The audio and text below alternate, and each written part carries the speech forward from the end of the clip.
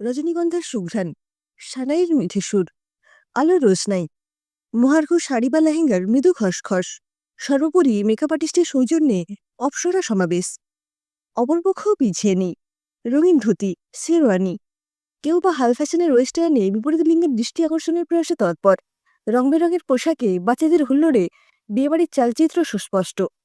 লাল velvet মোড়া সিংহাসনে রাজেন্দ্রনীর মতো বসে রয়েছে আজকের অনুষ্ঠানের মূল আকর্ষণ নবপরিণীতা রজনী। পাশেই আছেন শাশুড়ি মা নীরা। নিমন্ত্রিত অতিথি উপাগতদের সাথে পরিচয় করিয়ে দিচ্ছেন তার নতুন বৌমার। ম্যাজেন্টা কালারের বেনারসিতে আর সাবেকি গয়নায় রজনী আজ অনন্যা। নতুন বইয়ের কেউ প্রশংসা করলেই আপ্লুত হয়ে যাচ্ছেন নীরা।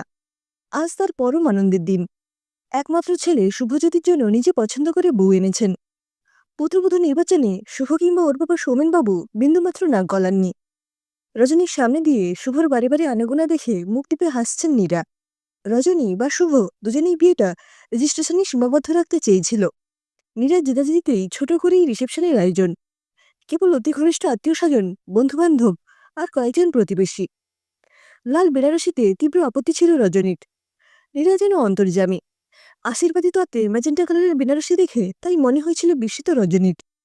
গভীর রাতে জন্মেছিল বলে মা নাম রেখেছিলেন রজনী।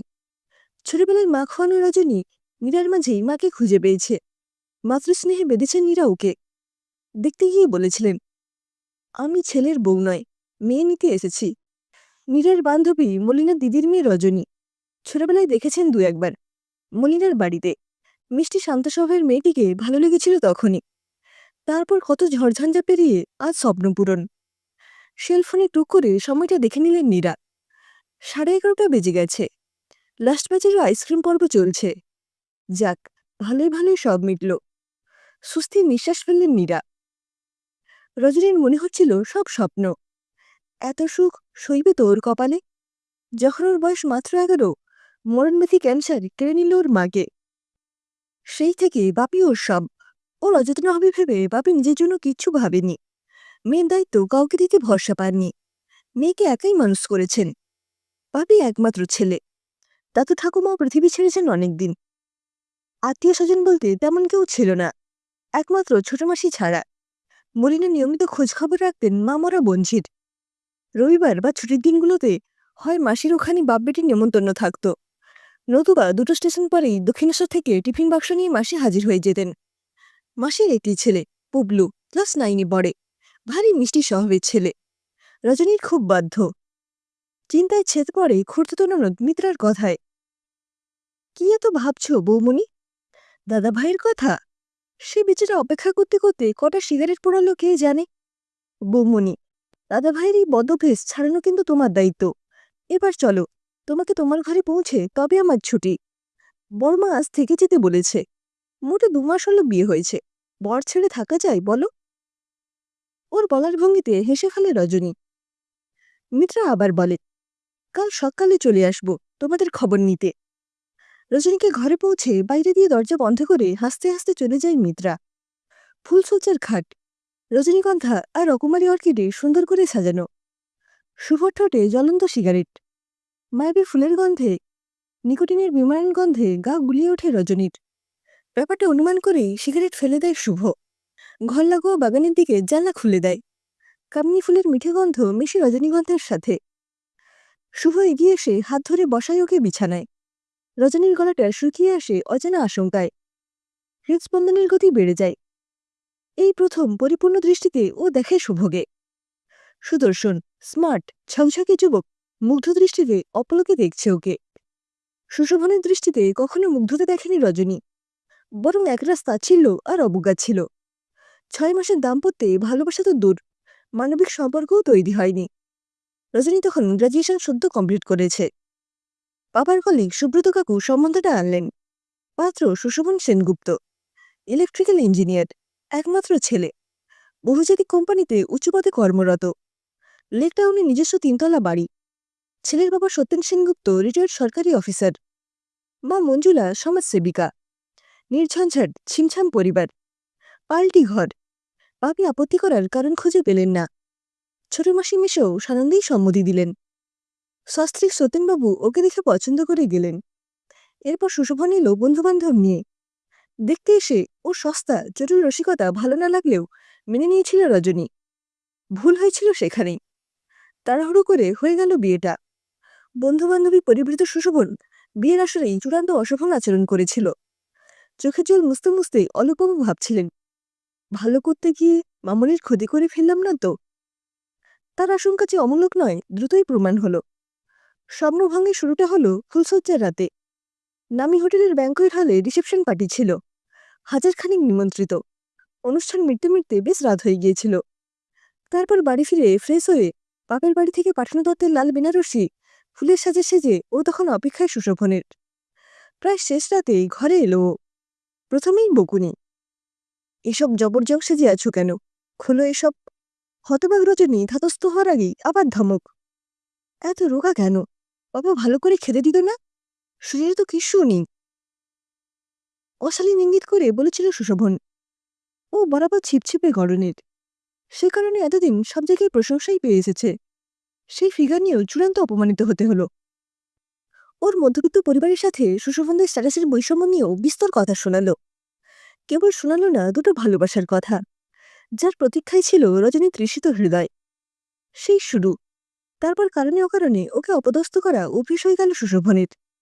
শ্বশুর শাশুড়ি নিজেদের নিয়েই ব্যস্ত। ছেলে বউয়ের সমস্যা নিয়ে তারা বিন্দুমাত্র মাথা ঘামাতেন না।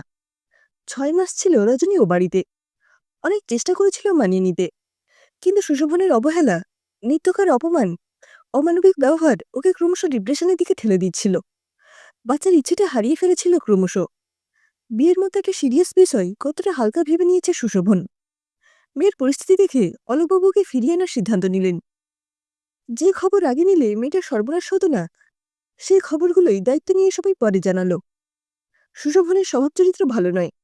তাছাড়া তার একদা স্টেডি গার্লফ্রেন্ড সম্প্রতি ডিভোর্স করে ইউকে থেকে দেশে ফিরেছে। তাদের ইতিউতি নিয়মিত দেখা যাচ্ছে। এই মতো অবস্থায় রজনীকে তাড়ানো জরুরি হয়েছিল। সেটা আপোষে হয়ে যেতেই ঝামেলামুক্ত হলো সুশোভন। ট্রমা সামলে উঠতে অনেকটা সময় লেগেছিল রজনীর। পুরোপুরি কাটাতে পারেনি এখনো। জানতে না চাইলেও সব খবর কানে আসে। মিউচুয়াল ডিভোর্সের মাসখানেকের মধ্যেই সুশোভন আবার বিয়ে করেছে। নিজেকে গুটিয়ে নিয়েছিল রজনী। বাড়ি থেকে বেরোতো না একেবারেই। বিয়ের আগেই পোস্ট গ্রাজুয়েশনে ভর্তি হয়েছিল। পড়াটাও কন্টিনিউ করল না। মেয়ের পরিস্থিতি দেখে ভেঙে পড়েছিলেন ভেতরে ভেতরে অলোকবাবু। তার ভুলেই নিরপরাধ মেয়েটির এই পরিণতি। এইসব ভাবনেই কাল হলো। কার্ডিয়াক প্রবলেম বাড়াবাড়ি পর্যায়ে পৌঁছতে নার্সিংহোমে থেকে আসতে হলো কদিন। এরপর আর রিস্ক নিতে চাইলেন না তিনি। তার কিছু হয়ে গেলে মেয়ের কি হবে? এমন সময় ছোট মাসি এই সম্বন্ধটা নিয়ে এলেন। ছোট মাসির বাড়িতেই রজনীকে দেখে খুব পছন্দ হয়েছে নীরার, তার একমাত্র ছেলে শুভর জন্য। নীরাকে ওর সব ঘটনা খুলে বলেছিলেন মলিনা। ছোট থেকেই চেনে মলিনা শুভকে। তবুও খোঁজখবর নিয়ে নিশ্চিন্ত হয়ে তবে এগিয়েছে। বাপির পরিস্থিতি দেখে রাজি হতে বাধ্য হয়েছে রজনী। ডাক্তারের কড়া নির্দেশ, কোনো রকম উত্তেজনা বাপির পক্ষে ক্ষতিকর। শুভ অপলকে দেখছিল রজনীকে। বেনারসি, চন্দন, ফুলের সাজে অপরূপা লাগছে রজনীকে। এবারে মায়ের পছন্দের উপর ভরসা রেখে ভুল করেনিও। বিয়ের আগে একবারও চাক্ষুষ দেখেনি রজনীকে। ছবিতে দেখেই সম্মতি দিয়েছে। শ্রুতিকে তো নিবিড়ভাবে দেখে জেনে বিয়ে করেছিল। চিনতে পেরেছিল কি? শ্রুতির মতো চোখ ধাঁধানো সুন্দরী রজনী নয়। স্নিগ্ধ সৌন্দর্য রজনীর মনকে শান্ত করে, আশ্রয় দেয়। শ্রুতি ছিল শুভর ক্লাসমেট। মুম্বাইয়ে ওরা একসাথে এমবিএ পড়ত। পড়তে পড়তে ভালো লাগা, কাছে আসা। পড়া শেষে ক্যাম্পাসিংয়ে দুজনে জব পেল মুম্বাইতে। যদিও কোম্পানি আলাদা। কলেজে পড়তে পড়তে মেলামেশা হয়েছে। শরীর নিয়ে কোনো ট্যাবু ছিল না শ্রুতির। জব পাওয়ার পর আরও ডেসপারেট হয়ে গেল। ওরা লিভ ইন শুরু করল শ্রুতির আগ্রহে, দুজনের বাবা মায়ের অজ্ঞাতে। ব্যাপারটা খুব বেশি দিন গোপন রইল না। জানাজানি হতেই দুই বাড়ি থেকে তুমুল চাপ এলো এবং বিয়ে তোড়জোড় শুরু হলো ওদের সম্মতির অপেক্ষা না করেই। বিয়েতে শুভর আপত্তি না থাকলেও বাসন ছেড়ে শ্রুতি কিছুতেই রাজি হচ্ছিল না বিবাহ বন্ধনে বাঁধা পড়তে। তবুও বিয়েটা হয়ে গেল। বৌভাতে দিনই রুদ্ররূপ দেখালো শ্রুতি। ৫-৫টা বছর কাছাকাছি থেকেও শ্রুতির এই রূপ আগে দেখেনি শুভ। মায়ের আবদার ছিল একমাত্র পুত্রবধূর কাছে হাতে ভাতের সময় শ্রুতি যেন ডাল বেনারসি পরে গুরুজনদের পাতে ঘি ভাত দেয়। শ্রুতির তীব্র প্রতিবাদ। ওসব সিঁড়ি ব্যাপারে সে নেই, সে স্বাবলম্বী। ওসব অপমানকর। ভাত কাপড়ের দায়িত্ব কাউকে নিতে হবে না। বুদ্ধিপতী মা, মানিয়ে চলতে জানেন। পরিস্থিতি বুঝে নিজেকে গুটিয়ে নিলেন। এরপর লেহেঙ্গা, ডিপ কাট চলি, হীরের গয়না দুটিতে চোখ ধাঁধিয়ে নববধূ শ্রুতির রিসেপশন পার্টিতে বন্ধুদের সাথে উদ্দাম নাচ দেখে ভ্রু কুঁচিয়েছিল অনেকেরই। এখানেই শেষ নয়। রাতে বেডরুমে ঢুকে ফুলে সাজানো বিছানা দেখে চরম সিনক্রিট করল শ্রুতি। ওর নাকি ফুলে অ্যালার্জি। এই অজুহাতে পাশের ঘরে চলে গেল শুতে। শুভ ভাবল, এই 5 বছরে আগে কখনো শুনিনি তো ফুলে অ্যালার্জির কথা। একাকী শুভর ফুলসজ্জার ফুলগুলো তখন কাটা হয়ে মিলছে ওকে। এতদিন একসাথে থেকেও ও বুঝল না শ্রুতিকে, কিংবা ওকে বুঝল না শ্রুতি। শেষ পর্যন্ত আরো বছরখানেক একসাথে থেকেও সমস্যার সমাধান তো দূর, বরং বেড়ে গেল। যখন যার সাথে খুশি বেরিয়ে যাচ্ছে, যখন খুশি ফিরছে। স্বামী তো ফলাবার চেষ্টা করেনি শুভ, বন্ধু হয়েই থাকতে চেয়েছিল। তাও পারল কই। শ্রুতি বেগবতী নদী, কোনো বাধা নেই, ওকে বাঁধা যাবে না বুঝে আগল খুলে দিল শুভ। জব ছেড়ে চলে এলো কলকাতায়। নতুন জব জয়েন করেছে কিছুদিন আগেই। তারপর মা বিয়ের জন্য উঠে পড়ে লেগেছে। বিয়ের শব্দটা ওর কাছে আতঙ্কের কারণ হয়ে গিয়েছিল। তবুও শেষে মায়ের চোখের জলের কাছে হার মানতে হলো। মাকে তো কেবল দুঃখ দিয়েছে। মা যদি এতেই খুশি হয় তো মন্দ কি। বাবাও চাইছিলেন ছেলে সেটেল হোক। এই মেয়েটিও ওরই মতো বঞ্চনার শিকার। কিছু ভুল সিদ্ধান্ত, ভুল সম্পর্ক ওদের স্বাভাবিক জীবন বিপর্যস্ত করে দিয়েছে। এবার নতুন করে শুরু করার পালা। শুভ হাত রাখে রজনীর হাতে। মেয়েটা দু চোখে ভরসার আরতি। ওকে বুকে টেনে নেয় শুভ।